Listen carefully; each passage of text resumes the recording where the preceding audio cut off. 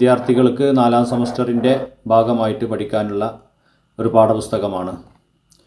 ആധുനിക അറബി സാഹിത്യത്തിലെ ഗദ്യസാഹിത്യത്തിൻ്റെ വിവിധ ഘട്ടങ്ങളെക്കുറിച്ചും വിവിധ ഇനങ്ങളെക്കുറിച്ചും ആധുനിക അറബി സാഹിത്യത്തിലെ ഗദ്യസാഹിത്യത്തെക്കുറിച്ചുമൊക്കെയാണ് ഈ പാഠപുസ്തകത്തിൽ പറയുന്നത്.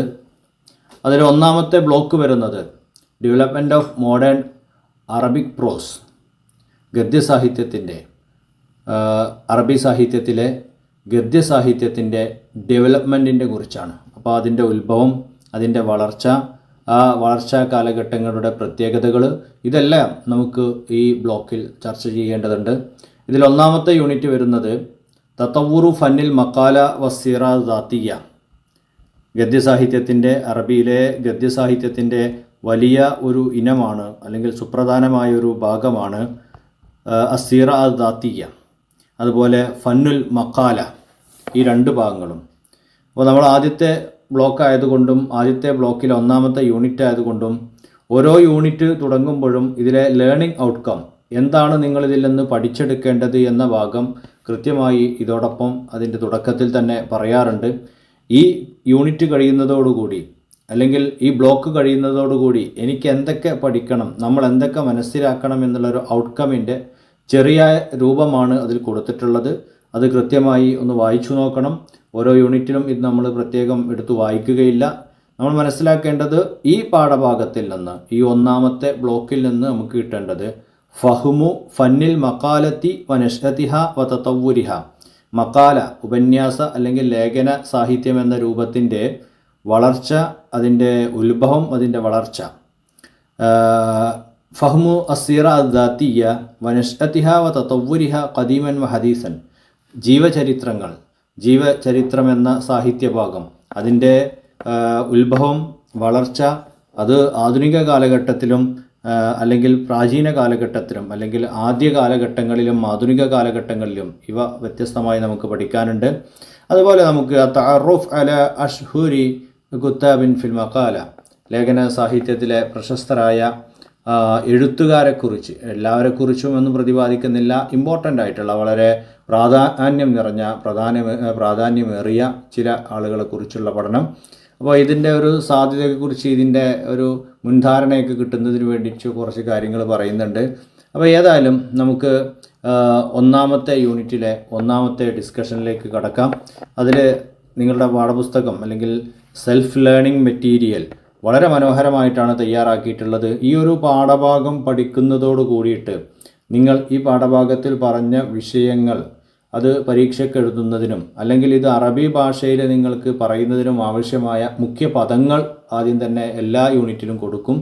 അൽ മഖാല, അസ്സിറ ദാത്തിയ, തതവ്വുർ, അഷ്ഹുർ കുത്താബിൽ മഖാല, അഷ്ഹുർ കുത്തുബ് അസ്സിറ ദാത്തിയ, ഇങ്ങനെ ചില കീവേഡ്സ് ഇതിൽ കൊടുത്തിട്ടുണ്ട്. മഖാല എന്ന് പറഞ്ഞാൽ ലേഖനം, അസ്സിറ ദാത്തിയ, അസ്സിറ ദാത്തിയ, തതവ്വുർ, സിറ ദാത്തിയ, ജീവചരിത്രം, തതവ്വുർ ഡെവലപ്മെൻറ്റ്, പുരോഗതി, അഷ്ഹുർ കുത്താബിൽ മഖാല, എമിനൻ്റ് റൈറ്റേഴ്സ്, അതുപോലെ അഷ്ഹുർ കുത്തുബി സീറ ദാത്തിയ, വളരെ പ്രശസ്തരായ ജീവചരിത്രത്തിൻ്റെ പുസ്തകങ്ങൾ, വളരെ പ്രശസ്തരായ ആളുകളുടെ ലേഖനങ്ങൾ, ഇതൊക്കെ നമ്മൾ പഠിക്കേണ്ടതാണ്. അതിനെക്കുറിച്ചുള്ള കീവേഡ്സാണ് അവിടെ കണ്ടത്.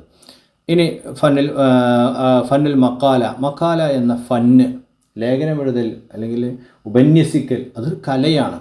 ആ കല അതൊരു കലാരൂപമായിട്ട് വെറുതെ ഒരു പേജ് എഴുതുന്നത് അല്ലെങ്കിൽ വെറുതെ കുറിക്കുന്നത്, ഇതിനെക്കുറിച്ച് നമുക്ക് മക്കാല എന്ന് പറയാൻ കഴിയില്ല. അപ്പോൾ യുഅബ്ബറു ഫന്നിൽ മഖാലത്തി അനിൽ ഫിക്റത്തിൽ അസാസിയ്യ ലിൽ മൗളൂഇ ബിസലാസത്തിൻ വ ഉസ്ലൂബിൻ ശയ്യഖൻ ലിൽ ഖാരിഇ, വായനക്കാർക്ക് ഇഷ്ടപ്പെടുന്ന രീതിയിൽ വലിയൊരു ആശയത്തെ, ഒരു ചിന്തയെ പങ്കുവെക്കുന്നതിന് നമുക്ക് മഖാല എന്ന് വിളിക്കാം. വൽ മഖാലത്തു ബഹ്സുൻ കസീറുൻ, അത് ചെറിയൊരു നിർവചനമായിട്ടില്ല, ചെറിയൊരു കാര്യം. വൽ മഖാലത്തു, മഖാല എന്ന് പറഞ്ഞാൽ ബഹ്സുൻ ഖസീറുൻ, it is a short discussion, അതൊരു ചെറിയ ചർച്ചയാണ്. ഫിൽ എൽമി, എൽമ് സയൻസ്, അവിൽ അദബി ലിറ്ററേച്ചർ, അവിൽ സിയാസ പൊളിറ്റിക്സ്, അവിൽ ഇജ്തിമായി അല്ലെങ്കിൽ സൊസൈറ്റി, സമൂഹത്തെക്കുറിച്ച്, രാഷ്ട്രീയത്തെക്കുറിച്ച്, സാഹിത്യത്തെക്കുറിച്ച്, സയൻസിനെക്കുറിച്ച്, ശാസ്ത്രത്തെക്കുറിച്ചൊക്കെയുള്ള ഒരു ചെറിയ ചർച്ചക്കാണ് അല്ലെങ്കിൽ ചെറിയ ഒരു അഭിപ്രായ ആഖ്യാന രേഖപ്പെടുത്തലിനാണ് ലേഖനം എന്ന് പറയുന്നത്. തതനാവലു ജാനിബൻ മീൻ ജവാനിബി മൗളു ഇമ്മ, ചില വിഷയങ്ങൾ അതിൽ ഉൾക്കൊള്ളും. തുഖദ്ദിമു ലിൽ ഖാരിഇ ബിതരീഖ മുശവ്വഖ, ആകർഷണീയമായ രീതിയിൽ അത് വായനക്കാരൻ്റെ മുന്നിൽ സമർപ്പിക്കപ്പെടും. വതത്തസിഉ ലികുല്ലി ഷൈഇൻ ഫിൽ വുജൂദി മിൻ തഅബീരിൻ അൻ ആതിഫ ഔ റഗ്ബ ഔ ഫിക്റ.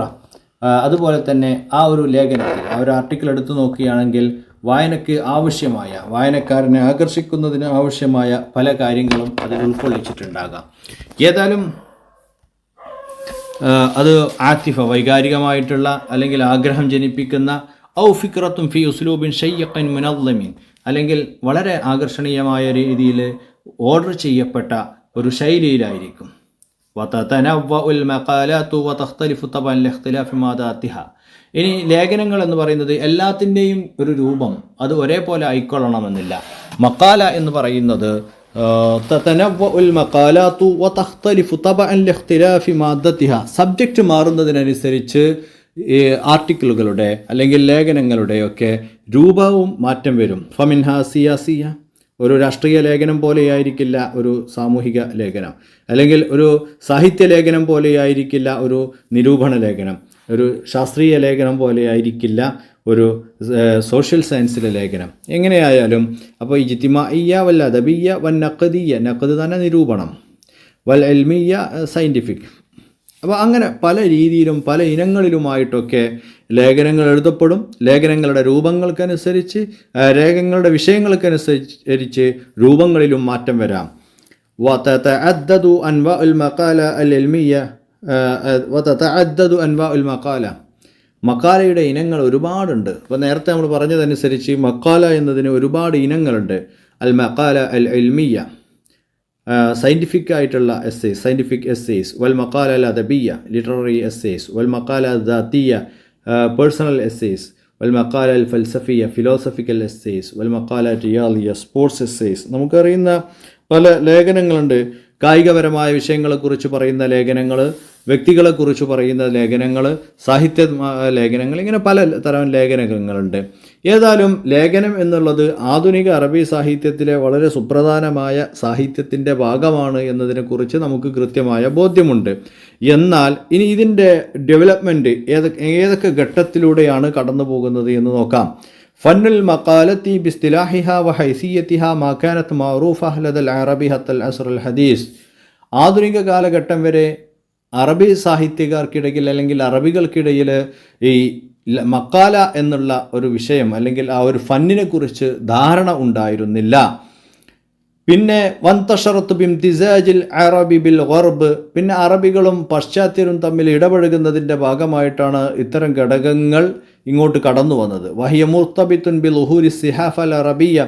അതുപോലെ തന്നെ ലേഖനത്തിൻ്റെ പിറവി എന്ന് പറയുന്നത്, ലേഖനം എന്താണെന്ന് പറഞ്ഞു, അതിൻ്റെ വികസനത്തെക്കുറിച്ച് പറയുകയാണ്.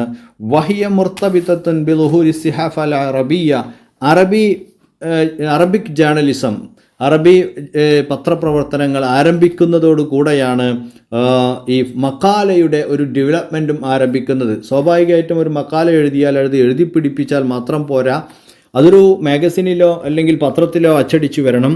അച്ചടിച്ചു വരിക എന്നുള്ളത്, എഴുതി പിടിപ്പിക്കുന്നതും അച്ചടിച്ചു വരുന്നതും തമ്മിൽ സമയദൈർഘ്യ വ്യത്യാസങ്ങളുണ്ട്. അപ്പോൾ അതുകൊണ്ട് തന്നെ അതിൻ്റെ വരവോട് കൂടിയിട്ട് അറബി സാഹിത്യത്തിൽ ഗദ്യ സാഹിത്യത്തിൻ്റെ വളർച്ച ഒന്ന് വേഗത കൂടുകയായിരുന്നു. ഇനി മഅ-ളുഹൂരി അവ്വൽ സഹിഫ അറബിയ അൽ വഖായിൽ മിസ്രിയ, 1828 ഇറങ്ങിയ അൽ വഖായിൽ മിസ്രിയ എന്ന പത്രത്തോടുകൂടെ, പത്രം ഉണ്ടാകുമ്പോൾ സ്വാഭാവികമായിട്ടും എസ്സേകൾ വേണം, ലേഖനങ്ങൾ വേണം. ഇനി മക്കാലയെക്കുറിച്ച് അതിൻ്റെ തദവ്വുറാണല്ലോ നമ്മൾ പറയുന്നത്. ഫൽ മക്കാലത്തു, അപ്പോഴേ ലേഖനം അല്ലെങ്കിൽ എസ്സേ, വഇൻകാനത്ത് മൗജൂദത്തൻ ഖബൽ അസ്റുൽ ഹദീസ്, അസ്റുൽ ഹദീസിന് മുമ്പും അതുണ്ടായിരുന്നു എങ്കിൽ പോലും, ഇല്ല അന്നഹ കാനത്ത് ഗൈറു മുതവഫിറ ശുറൂത്തൽ ഫുനൂനിൻ നസ്രിയ, ഗദ്യസാഹിത്യത്തിൻ്റെ ഇനങ്ങൾക്ക് ആവശ്യമായ പല ഷർത്തുകളും അതിലുണ്ടായിരുന്നില്ല. ഒരു നമ്മളറിയില്ലേ ലക്ഷണമൊത്ത എന്ന് പറയില്ലേ, അപ്പോൾ കുറേ ലക്ഷണങ്ങളുണ്ട്. ഇതൊക്കെ ഉണ്ടാകുമ്പോഴാണ് ഇതിനെക്കുറിച്ച് ഗദ്യസാഹിത്യം എന്ന് സമ്പൂർണ്ണമാക്കി പറയാൻ കഴിയുക. ഫമാ കതബഹുൽ ജാഹിലു ഫിൽ മഹാസിനി വൽ അൽദാദ് വൽ ബുഖല. അപ്പോൾ വലിയ എഴുത്തുകാരനായ അല്ലെങ്കിൽ വലിയ ഗദ്യസാഹിത്യത്തിൻ്റെ വക്താവായ ജാഹിൽ, അബ്ബാസിയ കാലഘട്ടം എന്ന കാലഘട്ടത്തിൽ ജീവിച്ച ജാഹിൽ പിന്നെ എഴുതിയ ഫി അൽ മഹാസിനുൽ അൽദാദ് അൽ ബുഖല വൽ ബയാൻ അത്തിബിയൻ, ഇതൊക്കെ ലേഖനങ്ങളാണല്ലോ. പിന്നെ എന്താ ഇതിനെക്കുറിച്ച് ലേഖനങ്ങളൊന്നും പറയാത്തത്? അപ്പോൾ അതിനെക്കുറിച്ച് അങ്ങനെ പറയാത്തത് നമ്മൾ പറഞ്ഞ ലേഖനം എന്നതിന് ആവശ്യമായ നിബന്ധനകൾ പൂർത്തീകരിച്ചുകൊണ്ടും അതിനുള്ള നിബന്ധനകളെക്കുറിച്ചുള്ള രൂപങ്ങൾ തയ്യാറാക്കിയതുമൊക്കെ ആധുനിക കാലഘട്ടത്തിലാണ്. ഏതായാലും വമാ കതബഹു ഇബ്നുൽ മുഖഫഫ് ഫിൽ അദബ് അൽ കബീർ വൽ അദബ് സഗീർ വമാ കതബഹു അബ്ദുൽ ഹമീദ് ഹൗലൽ കിതാബ് വശത്രഞ്ച്. അപ്പോൾ ഇങ്ങനെ ഒരുപാട് ആളുകൾ അക്കാലഘട്ടത്തിൽ രചന നടത്തിയിട്ടുണ്ട്.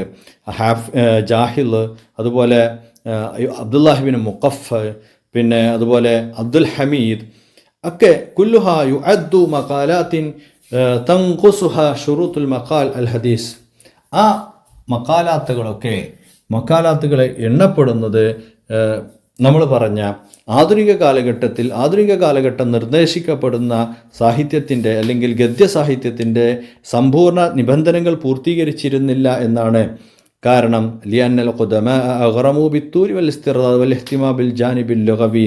പഴയ കാലത്തെ അന്നത്തെ ആളുകളൊക്കെ കുറച്ച് അതിനൊരു നീളം കുറയുക വരിക അങ്ങനത്തിനെ കുറിച്ചൊന്നും പരിഗണിച്ചിരുന്നില്ല. ഒരു ഭാഷയാണ് പരിഗണിച്ചിരുന്നത്. അങ്ങനെ അമ്മാഫിൽ ഖർനുർ റാബിയുൽ ഹിജ്റ 4-ാം വർഷം ഫഖദ് ഖത്ത ഹാദൽ ഫൻ ഖുതുവാത് മദ്മൂമ നഹ്വു തകല്ലുഫ് വതസന്നു ഹൈസു കറസറത്ത് സുഹാരിഫ് അൽ മുഹസ്സിനാത്ത്. 4-ാം നൂറ്റാണ്ടോടുകൂടെ ഈ ഒരു കല വളരെ അധികം പുരോഗമിച്ചുകൊണ്ടിരുന്നു. അപ്പോൾ ഇതാണ് തതവ്വുർ തന്നെ. തതവ്വുറിൽ പറയുന്നതിൻ്റെ വളരെ രത്നച്ചുരുക്കമായി പറഞ്ഞു കഴിഞ്ഞിട്ടുണ്ടെങ്കിൽ വലിയ തതവ്വുറൊക്കെ വന്നത് ആധുനിക അറബി സാഹിത്യം പാശ്ചാത്യ സാഹിത്യവുമായി ഇടകലർന്നതോടു കൂടിയാണ് എന്ന് നമുക്ക് നിസ്തർക്കം പറയാൻ പറ്റും. എന്നാൽ അതിനുശേഷം 4-ാം നൂറ്റാണ്ടിലൊക്കെ വളരെ അധികം മാറ്റങ്ങൾ ഇതിൽ വന്നിട്ടുണ്ട് എന്നതും ശരി തന്നെയാണ്. ഇനി ഈ മക്കാല് ഇത്ര വ്യാപകമാകാനുണ്ടായ ചില കാരണങ്ങളാണ് പറയുന്നത്. നമുക്കറിയാം തിബാ സിഹാഫ, പ്രിൻറ്റിങ്, അതുപോലെ അച്ചടിയും അതോടൊപ്പം പത്രങ്ങളുമൊക്കെ സജീവമായി, അതുപോലെ സാമൂഹികമായ പ്രശ്നങ്ങൾ വ്യാപകമായി, അതുപോലെ ഒരുപാട് ലുഹൂറുൽ അദബാഇൽ മുസ്ലിഹീൻ അഖദു അല തഖഹിം മസൂലിയത്ത് തൗഹിയത്ത് നാസി വർഷാദിഹിം. ജനങ്ങളെ ബോധവൽക്കരണം നടത്തുക എന്നുള്ള ഉത്തരവാദിത്തം നവോത്ഥാന പ്രവർത്തകരും സാഹിത്യകാരന്മാരൊക്കെ ഏറ്റെടുത്തു. അങ്ങനെ അതുപോലെ നഷാദുൽ ഹർക്കത്തുൽ അദബിയ്യ വ നഖദിയ്യ ബൈനൽ ഉദബാഇൽ അസ്ർ, അതുപോലെ ആരോഗ്യപരമായിട്ടുള്ള അങ്ങോട്ടും ഇങ്ങോട്ടുള്ള വിമർശനങ്ങൾ ധാരാളമായതോടുകൂടി ഇനി മറാഹിലു തതവ്വുരി ഫന്നിൽ മക്കാല എന്ന കലയുടെ വളർച്ചയുടെ ഘട്ടങ്ങൾ 4 ഘട്ടങ്ങൾ പറയുന്നുണ്ട്. 1-ാമത്തെ ഘട്ടം അൽ മർഹലത്തുലൂല യുമസിലു അൽ കുത്താബ് സുഹ്ഫ് റസ്മിയ അൽ വഖായിൽ മിസ്രിയ എന്നതുപോലെയുള്ള വാദില്ലയിൽ എന്നതുപോലെയുള്ള പത്രങ്ങളുടെ ഉത്ഭവം നടന്ന കാലഘട്ടം. റിഫാത്തു തഹ്താവി, മിഹായിൽ അബ്ദുസയ്യിദ് ഇങ്ങനെയുള്ള എഴുത്തുകാരുടെയൊക്കെ പിറവിയെടുത്ത കാലം, അഥവാ 1-ാമത്തെ കാലഘട്ടം എന്ന് പറയുന്നത് അതിൻ്റെ ഒരു ഫൗണ്ടേഷൻ സ്റ്റേജാണ്. ഫൗണ്ടേഷൻ സ്റ്റേജ് നേരത്തെ സൂചിപ്പിച്ചതുപോലെ ജാഹിലും അബ്ദുല്ലാഹിബിൻ മുഖഫൊക്കെ ചെയ്തിട്ടുണ്ട്. പക്ഷേ ഒന്നും കൂടി ഡെവലപ്ഡ് ആയിട്ടുള്ള ഒരു മർഹല സാനിയ 2-ാമത്തെ ഘട്ടം. അകസത് മഖാലാത്തുൻ അതിൽ മർഹല ഇഹ്തിമാമാത്തുൽ ജമാഹിർ ബിമുഖ്തലിഫി ഫിആതിഹ. 2-ാമത്തെ ഘട്ടത്തിൽ നേരെ നമ്മൾ 1-ാമത്തെ ഘട്ടത്തിൽ പറഞ്ഞതിനേക്കാൾ ജനങ്ങളുടെ ആവശ്യങ്ങൾക്ക് മുൻതൂക്കം കൂടി തുടങ്ങിയ ഒരു കാലഘട്ടമാണ്. അതുപോലെ 3-ാമത്തെ ഘട്ടം എന്ന് പറഞ്ഞാൽ അച്ചടിയുടെയും പത്രപ്രവർത്തനത്തിൻ്റെയൊക്കെ പ്രാരംഭം കുറിക്കപ്പെട്ട കാലഘട്ടമാണ്. ഇങ്ങനെ പിന്നെ അതുപോലെ 4-ാമത്തേതെന്ന് പറഞ്ഞാൽ വളരെ വലിയ സാംസ്കാരിക മാറ്റം പാശ്ചാത്യ സംസ്കാരവുമായും പാശ്ചാത്യ സാഹിത്യവുമായും ഇടപഴകിയതിൻ്റെ ശേഷം വന്ന ആ ഒരു വലിയ അളവിലുള്ള മാറ്റമാണ് 4-ാമത്തെ കാലഘട്ടം ആയിട്ട് പറയുന്നത്. ഇനി നമ്മൾ കുറച്ചു കുത്താബ് ഫന്നിൽ മക്കാൽ അൽ മഷൂറ, നമുക്ക് കുറച്ച് ആളുകളെ ഒന്ന് മനസ്സിലാക്കി വെക്കാം. ഫന്നിൽ മക്കാലയുടെ ആളുകളെ കുറച്ച് മനസ്സിലാക്കി വെക്കാം. അപ്പോൾ ഓരോ ആളുകളെ പറയുമ്പോഴും അയാളുടെ ഫുൾ നെയിം, അയാൾ ഏത് നാട്ടുകാരനായിരുന്നു, നമ്മൾ നസറിൻ്റെ ഭാഗമായിട്ട് പറയുമ്പോൾ, ഗദ്യ സാഹിത്യത്തിൻ്റെ ഭാഗമായിട്ട് പറയുമ്പോൾ, ഗദ്യ സാഹിത്യത്തിൽ അദ്ദേഹം നൽകിയ സംഭാവനകൾ ഇതൊക്കെ ഒന്ന് പറഞ്ഞ് ഹൈലൈറ്റ് ചെയ്തിട്ടാണ് നമ്മൾ ഒരു വ്യക്തിയെക്കുറിച്ച് അവതരിപ്പിക്കേണ്ടത്.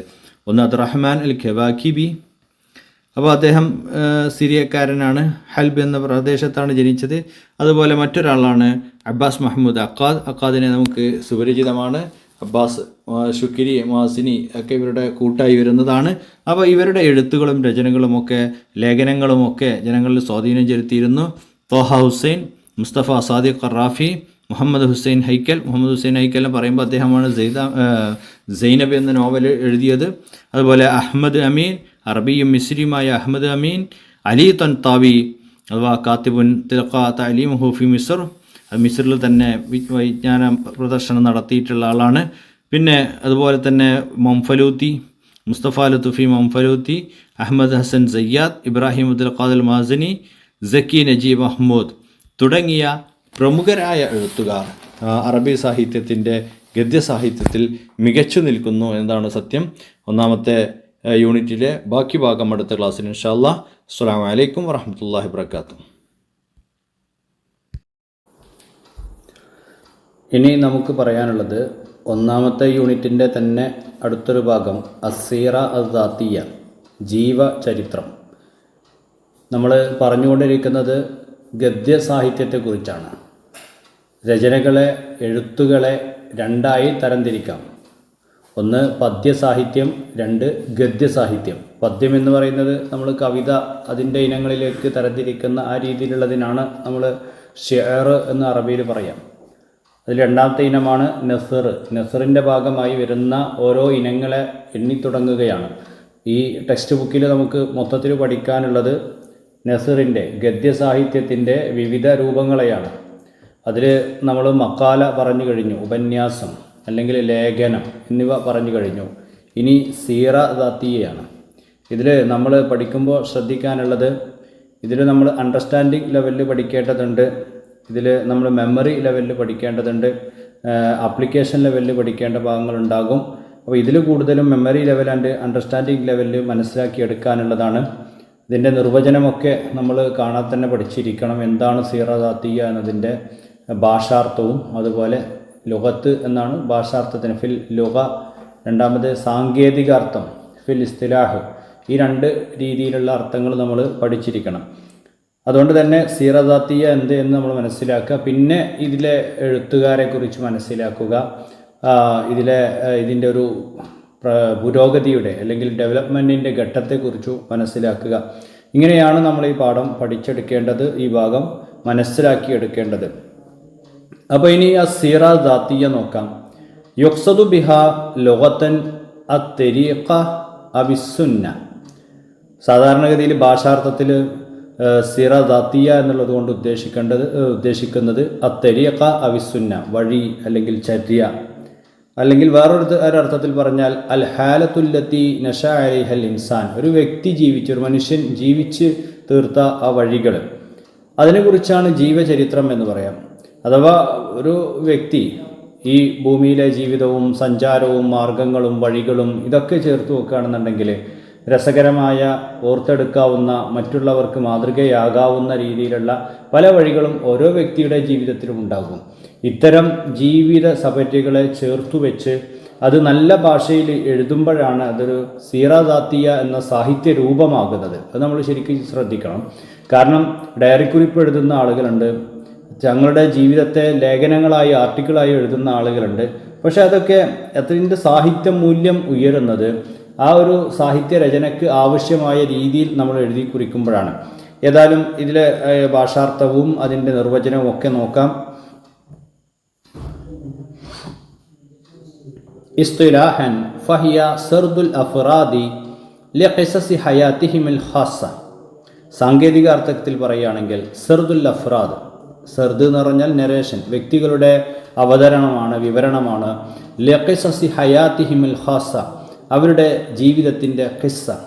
അപ്പോൾ നമ്മൾ ഒരു അറബി ഭാഷയിൽ അതെങ്ങനെ പറഞ്ഞു നോക്കാം. അപ്പോൾ ഖിസസുൽ ഹയാത്താണ് ശരിക്ക് പറഞ്ഞാൽ. സർദുൽ അഫ്റാദി ഐ യക്തുബ ഷഖ്സുൻ ഖിസ്സത്തു ഹയാത്തിഹി, ആ രീതിയിൽ നമ്മൾ മനസ്സിലാക്കുക. ഐ യക്തുബ ഷഖ്സുൻ ഖിസ്സത്തു ഹയാത്തിഹി, ചിലപ്പം അത് വേറെ ആളുകളെ കൊണ്ട് എഴുതിക്കുകയൊക്കെ ചെയ്യട്ടെ. കാരണം ഭാഷയിൽ കഴിവില്ലാത്ത ആളുകളാണെങ്കിൽ അവർ പറഞ്ഞു കൊടുത്ത് വേറെ ആളുകളെ കൊണ്ട് എഴുതിക്കും. നമ്മൾ ഇതൊരു സാഹിത്യത്തിൻ്റെ ഇനമായ ഒരു കാര്യത്തെയാണല്ലോ പറയുന്നത്.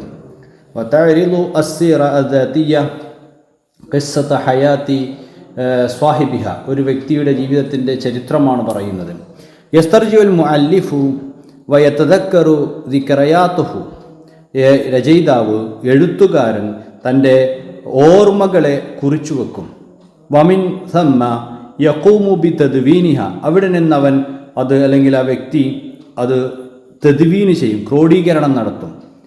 ഇനി വേറൊരർത്ഥത്തിൽ പറഞ്ഞാൽ വസീറാ ദാതിയ ബിൽ അദബ് തതറാവഹു ബൈന തഫാസീലി ഹയാത്തിൽ മുഅല്ലിഫ്, രചയിതാവിൻ്റെ ജീവിതത്തിൻ്റെ ഫസ്ലുകളെയാണ്, ഘട്ടങ്ങളെയാണ് സീറാദാത്തിയ ഓർത്തെടുക്കുന്നത്. ഫഹിമാൻ തസ്രുദ ഹയാത്തു ഷഖ്സ് ബി അജ്സാഇൻ ബസീത ഔ തഅരിദ യൗമിയാതുഹു, ഒരാൾ അദ്ദേഹത്തിൻ്റെ ജീവിതത്തെ വിവിധ ഭാഗങ്ങളാക്കി തീർത്ത് ഓരോ അധ്യായങ്ങളായി എഴുതി പിടിപ്പിക്കലാകാം, അല്ലെങ്കിൽ അവൻ്റെ ജീവിതത്തിലെ ദൈനംദിന ജീവിതത്തെ എഴുതി വെക്കലാകാം.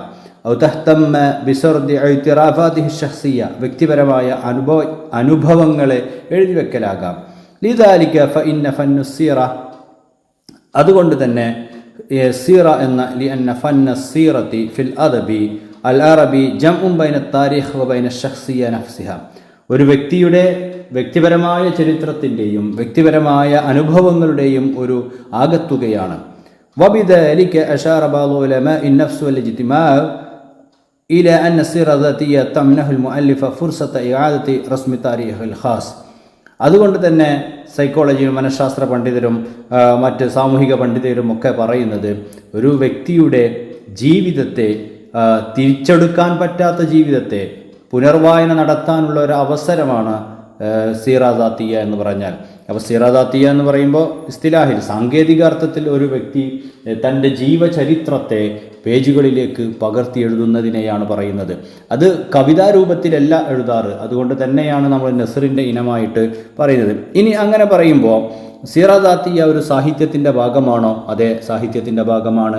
അങ്ങനെ സാഹിത്യത്തിൻ്റെ ഭാഗമാണെങ്കിൽ അതിനൊരു സാഹിത്യത്തിൻ്റെ ഭാഗമായി തുടങ്ങിയതിൻ്റെ ചരിത്രമുണ്ടോ? ഉണ്ട്, അങ്ങനെ തുടങ്ങിയതിൻ്റെ ചരിത്രമുണ്ട്. ഏതാണ് ആ ചരിത്രം? അത് ജാഹിലിയ കാലഘട്ടം എന്ന് പറയുന്ന അറബി സാഹിത്യത്തിൻ്റെ തുടക്കം മുതൽ തന്നെ സീറാദാത്തിയയുടെ തുടക്കത്തിൻ്റെയും വളർച്ചയുടെയും ഘട്ടമൊക്കെ നമുക്ക് കാണാൻ കഴിയും. അതാണ് അടുത്ത പാരഗ്രാഫിൽ പറയുന്നത്. ഫഖദ് ലഹറത്ത് അസ്സിറാദാത്തിയ മുൻദുൽ അസ്റുൽ ജാഹിലി, ജാഹിലിയ കാലഘട്ടം മുതൽ തന്നെ സീറാദാത്തിയ പ്രത്യക്ഷപ്പെട്ടു തുടങ്ങിയിട്ടുണ്ട്. വകാന ഷിറുൽ ഗനാഇ ഹുവ നൗഉൽ ഫന്നില്ലദി ഉദ്ദ മഹദ സീറാദാത്തിയ, ഷിറുൽ ഗനാഇ എന്ന് പറയുന്ന ഒരു ഇനം ഉണ്ടായിരുന്നു. ആ ഷിറുൽ ഗനാഇയുടെ ഭാഗമായിട്ട് പറയപ്പെടുന്നത് സീറാദാത്തിയയായിരുന്നു. അങ്ങനെ വഇൻദമ ജാ അൽ ഇസ്ലാം അസ്ബഹത്തുൽ ഹാജ അക്ബർ ഇലാ തദ്വീനി വഖാഇ താരീഖ്, അങ്ങനെ ഇസ്ലാം വന്നു, ജാഹിലിയ കാലഘട്ടം വന്നു, പിന്നെ അടുത്ത ഘട്ടം വരുന്നത് ഇസ്ലാമിക കാലഘട്ടമാണ്. ഇസ്ലാമിക കാലഘട്ടം വന്നതോടുകൂടി സീറാദാത്തിയ എഴുതി വെക്കലിൻ്റെ ഒരു അനിവാര്യത കൂടി വന്നു. അങ്ങനെ അപ്പോൾ ജാഹിലിയ കാലഘട്ടത്തിൽ സീറാദാത്തിയ ഉണ്ട്, പക്ഷേ അത് കവിതയിലൂടെ ആയതുകൊണ്ട് നസറിൻ്റെ ഭാഗമാണ് എന്ന് പറയാൻ വയ്യ. എന്നാൽ പോലും സീറാദാത്തിയ എന്നത് ജീവചരിത്രം എഴുതുക, രേഖപ്പെടുത്തുക എന്നതിന്, അല്ലെങ്കിൽ മറ്റുള്ളവരിലേക്ക് എത്തിക്കുക എന്നതിന് ജാഹിലിയ കാലം അഥവാ അറബി സാഹിത്യത്തിൻ്റെ തുടക്കത്തോളം പഴക്കമുണ്ട് എന്നർത്ഥം. ഏതായാലും ഇസ്ലാം വന്നു, ഇസ്ലാമിക കാലഘട്ടത്തിൽ ചരിത്രങ്ങളും ചരിത്ര സംഭവങ്ങളും എഴുതി വെക്കാൻ തുടങ്ങി. അതുപോലെ ഓരോ ചരിത്ര പുരുഷന്മാരുടെ സ്ഥാനത്തെക്കുറിച്ചും എഴുതി വെക്കാൻ തുടങ്ങി. ഫബറസത്ത് അസീറാദാത്തിയ, അങ്ങനെ വ്യക്തികളുടെ ചരിത്രത്തിലേക്ക് അന്വേഷണം നീണ്ടപ്പോൾ സീറാദാത്തിയ വന്നു. വഷ്തഹറത് ഈനദാക്ക, അക്കാലഘട്ടത്തിൽ സീറാദാത്തിയ പ്രശസ്തമായി. കസീറ മുആവിയ വ ബനി ഉമയ്യ, മുആവിയയുടെ ജീവചരിത്രം പോലെ, ബനു ഉമയ്യയുടെ സീറ ഇബ്നു ഇസ്ഹാഖ് പോലെ, വൈറഹുൽ കസീർ, അങ്ങനെ ധാരാളം വ്യക്തി ചരിത്രങ്ങൾ അന്ന് പ്രശസ്തമായിട്ടുണ്ട്. بيد أن تطور السيرة الذاتية في الأدب اكتسب موضوعية أكبر وأدق في الأرض والتحقيق. പിന്നെ മാത്രമല്ല, തുടർന്നങ്ങോട്ട് കൂടുതൽ ആഴത്തിൽ, കൂടുതൽ വിശകലനങ്ങളോടുകൂടെയുള്ള വ്യക്തിചരിത്രങ്ങളുടെയും ജീവചരിത്രങ്ങളുടെയും രചനകൾ തുടങ്ങി. അങ്ങനെ വന്ന ഒരു പുസ്തകമാണ് അത്തബഖാത്ത് വത്തറാജിം. തബഖാത്ത് എന്ന ഗ്രന്ഥം, തറാജിം എന്ന ഗ്രന്ഥം. വഹിൽ കുത്തുബുല്ലത്തി തലത്ത് അസ്റ റിവായ വത്തദ്വീൻ, റിവായത്തും തദ്വീനുമൊക്കെ റിപ്പോർട്ട് ചെയ്തു വെക്കലും ക്രോഡീകരണവുമൊക്കെ തുടങ്ങിയ കാലഘട്ടത്തിൽ വന്ന ഗ്രന്ഥങ്ങളാണ് തബഖാത്ത്, തറാജിം. അപ്പോൾ ആദ്യകാലങ്ങളിൽ പ്രത്യക്ഷപ്പെട്ട സീറ ദാത്തിയ, അപ്പോൾ നമ്മളൊരു എസ്സേ ആയിട്ടൊക്കെ എഴുതി അവതരിപ്പിക്കുന്ന സമയത്ത്, അല്ലെങ്കിൽ നമ്മളൊരു ചോദ്യത്തിൻ്റെ ആൻസറൊക്കെ ആയിട്ട് സീറ ദാത്തിയ എന്താണ് എന്ന് ചോദിച്ചു കഴിഞ്ഞാൽ, അല്ലെങ്കിൽ ബയ്യൻ മൂജസൻ അനി സീറ ദാത്തിയ എന്നൊക്കെ ഒരു ചോദ്യം വരുന്ന സമയത്ത് നമ്മൾ അതിന് ആൻസർ ചെയ്യേണ്ട ഒരു സ്റ്റെപ്പുണ്ട്, ഒരു രീതിയുണ്ട്, ചില സ്റ്റെപ്പുകൾ ഫോളോ ചെയ്യേണ്ടത്. ആദ്യമായി സീറ ദാത്തിയ ലുഗത്തൻ എന്താണ്, സീറ ദാത്തിയ ഇസ്തിലാഹൻ എന്താണ് എന്നാണത് തുടക്കം കുറിച്ചത്. പിന്നെ അതിൻ്റെ ഡെവലപ്മെൻറ്റ്, അങ്ങനെ ഇതിൻ്റെ ഒരു വികാസം ഏതൊരു ഘട്ടത്തിലൂടെയാണ് കടന്നു പോകുന്നത്. അവിടെ നമ്മൾ ജാഹിലിയ കാലഘട്ടത്തിലെ ഷെയറുൽ ഖനാഇയും, അത് കഴിഞ്ഞ് ഇസ്ലാമിക കാലഘട്ടത്തിലെ ഷെയറും, അത് കഴിഞ്ഞ് തബഖാത്തും തറാജിമും ഒക്കെ എഴുതിയ കാലഘട്ടം, അങ്ങനെ ആ ഒരു ഡെവലപ്മെൻ്റ് കാലഘട്ടം എത്തി. പിന്നെ നമ്മളങ്ങനെ പറഞ്ഞു പോയി. കുറച്ച് കഴിഞ്ഞിട്ട് വരാൻ പോകുന്നുണ്ട് ഇന്ന് ആധുനിക സാഹിത്യത്തിൽ അല്ലെങ്കിൽ ആധുനിക കാലഘട്ടത്തിൽ നിലനിൽക്കുന്ന സീറദാത്തിയകൾ, അത് എഴുതിയ വ്യക്തികൾ, അങ്ങനത്തെ കുറച്ച് കാര്യങ്ങൾ കൂടി ആഡ് ചെയ്യുമ്പോഴാണ് ഈ സീറദാത്തിയ എന്നതിനെക്കുറിച്ച് നമ്മൾ പഠിച്ചതിലപ്പുറം നമ്മൾ അവതരിപ്പിച്ചത്, എഴുതിയത് ഒരു സമ്പൂർണ്ണമായിട്ട് മാർക്ക് നേടാനുള്ള സാഹചര്യം ഒരുക്കുന്ന ഒരു പാർട്ടായിട്ട് മാറുന്നത്. എനിവേ നമുക്ക് നോക്കാം. ഇദൻ ഫസ്സിറ ദാത്തിയ ഇസ്തമറത്ത് ബി തതവ്വുരി വൽ ഇന്തിശാർ അബൽ ഉസൂർ, കാലങ്ങളിലൂടെ, അബ്റൽ ഉസൂർ തന്നെ കാലങ്ങളിലൂടെ, അങ്ങനെ കാലങ്ങൾ കടന്നു പോകുന്നതിനനുസരിച്ച് സീറ ദാത്തിയയുടെ ഡെവലപ്മെൻറ്റും പുരോഗതിയും സംഭവിച്ചു കൊണ്ടേയിരുന്നു. വകാനൽ ഉദബാഉ വൽ മുഅർരിഖൂന യുദവ്വിനൂന അഹ്ദാസ ഉസൂരിഹിം വയുരിദൂന മവാഖിഫ ഹയാതിഹിം അൽ മുഖ്തലിഫ, അധിക എഴുത്തുകാരും ചരിത്രകാരന്മാരുമൊക്കെ അവരുടെ സീറദാത്തിയകൾ രചിച്ചു വെക്കുന്നവരും വിവിധ കാലങ്ങളിലൂടെയുള്ള അവരുടെ സഞ്ചാരം, അപ്പോൾ അവരുടെ സഞ്ചാരം എന്ന് പറയുന്നുണ്ടെങ്കിൽ സാഹിത്യത്തിൻ്റെ വഴി, എഴുത്തിൻ്റെ വഴി, അതുപോലെ അവർ അനുഭവിച്ച ദുർഘടമായ വഴികളും സുഗമമായ വഴികളും അനുഭവ കഥകളുമൊക്കെ അവർ എഴുതി വെക്കുമായിരുന്നു. അങ്ങനെ സീറദാത്തിയ എന്നത് വികാസം പ്രാപിച്ചുകൊണ്ടിരുന്നു. അങ്ങനെ കാനത്ത് സീറദാത്തിയ ഫി തറഖി വൽ ഇസ്തിഹാർ ബൈദ അന്ന ബിദായത ഹാദൽ അസ്ർ ഉസ്തുഹിറ ബിളുഹൂരി ഹറകാത്ത് തഹറുർ ഫി സാഹത്തുൽ അറബിയ്യ. അങ്ങനെ സീറദാത്തിയ ഉയർച്ചയുടെയും വളർച്ചയുടെയും, തറഖി എന്നൊക്കെ പറഞ്ഞ പുരോഗതി, ഇസ്തിഹാർ തന്നെ പുഷ്പിച്ചു നിൽക്കൽ, അതിൻ്റെയൊക്കെ ഒരു സാഹചര്യത്തിലായിരുന്നു. ബൈദ അന്ന ബിദായത ഹാദൽ അസ്ർ, പക്ഷേ ഈ ഒരു കാലഘട്ടത്തിൻ്റെ തുടക്കത്തിൽ ഉസ്തുഹിറ ബി ളുഹൂരി ഹറക്കാത്ത് തഹറുർ ഫി സാഹത്തുൽ അറബിയ, അറബി സാഹിത്യത്തിൻ്റെ മുറ്റങ്ങളിൽ, അറബി സാഹിത്യത്തിൻ്റെ വിശാലതയിലൊക്കെ, അതിൻ്റെ ഗ്രൗണ്ടിൽ സ്വാതന്ത്ര്യത്തിൻ്റെ ചില ചിന്തകൾ വന്നു തുടങ്ങി. അങ്ങനെ പറഞ്ഞാൽ സ്വതന്ത്രമായ എഴുത്തുകൾ വിശാലമായി തുടങ്ങി.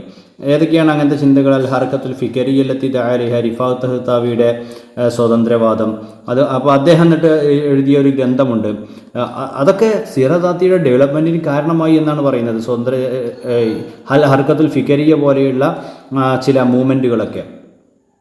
അപ്പോൾ ഇനി റിഫാഅത്ത് തഹ്താവിയുടെ തഖ്ലീസുൽ ഇബ്ലീസ് ഫി തൽഖീസ് ബാരീസ് എന്ന ഗ്രന്ഥം, വകാന ഹാദൽ കിതാബ് ബിമസാബത്തിൽ ബിദായലത്തി ഷജ്ജത്തി ഇലാ കിതാബത്തി ഫന്നി സീറദാത്തിയ, ഈ ഗ്രന്ഥം സീറദാത്തിയ എഴുതുന്നതിനെ പ്രേരിപ്പിക്കുന്നതെന്നായിരുന്നു.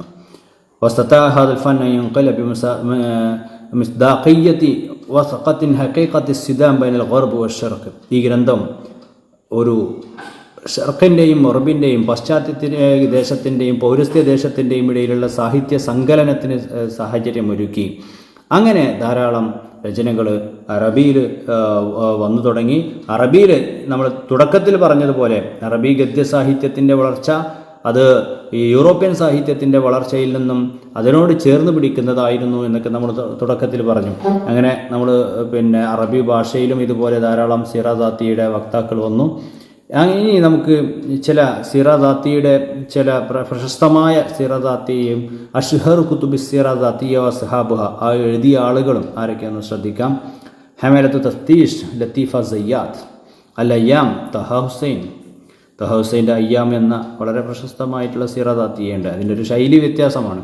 അതുപോലെ അസ്താഉ സീറദാത്തിയ നജീബ് മഹ്ഫൂദ്, റിഹ്ലത്തുൻ ജബലിയ, റിഹ്ല അസ്സഅബ ഫദ്വ തൗഖാൻ, الجمر والرماد هشام شرابي، كتاب البئر الأولى إبراهيم جبرا، حياة في الإدارة غازي القسيبي، الخبز الحافي إبراهيم شكري، رأيت رام الله، مريد البرغوثي، أنا عباس محمود عقاد، حياتي أحمد أمين، ഇങ്ങനെ വളരെ പ്രശസ്തമായ സാഹിത്യ ലോകത്ത് തന്നെ വളരെ ശ്രദ്ധേയമായിട്ടുള്ള സീറ ദാത്തിയകൾ നമുക്ക് അറബി സാഹിത്യത്തിൽ കാണാൻ കഴിയും. അപ്പോൾ നമ്മളിതുവരെ പറഞ്ഞതിൻ്റെ രത്നച്ചുരുക്കം മക്കാല എന്താണെന്ന് പറഞ്ഞു, മക്കാലയുടെ വികാസത്തിൻ്റെ ചില ഘട്ടങ്ങൾ പറഞ്ഞു, മക്കാലയിൽ വന്ന മാറ്റങ്ങൾ പറഞ്ഞു, പ്രശസ്തമായ ചില മക്കാലകൾ പറഞ്ഞു, മക്കാല എഴുത്തുകാരെ പറഞ്ഞു. അത് കഴിഞ്ഞിട്ട് ഈ യൂണിറ്റിൽ നമ്മൾ പറഞ്ഞത് സീറ ദാത്തിയാണ്. സീറ ദാത്തിയയുടെ ഡെവലപ്മെൻറ്റിൻ്റെ ഘട്ടങ്ങൾ പറഞ്ഞു, സീറ ദാത്തിയ എഴുതിയ ചില ഉദാഹരണങ്ങൾ മാത്രം പറഞ്ഞു.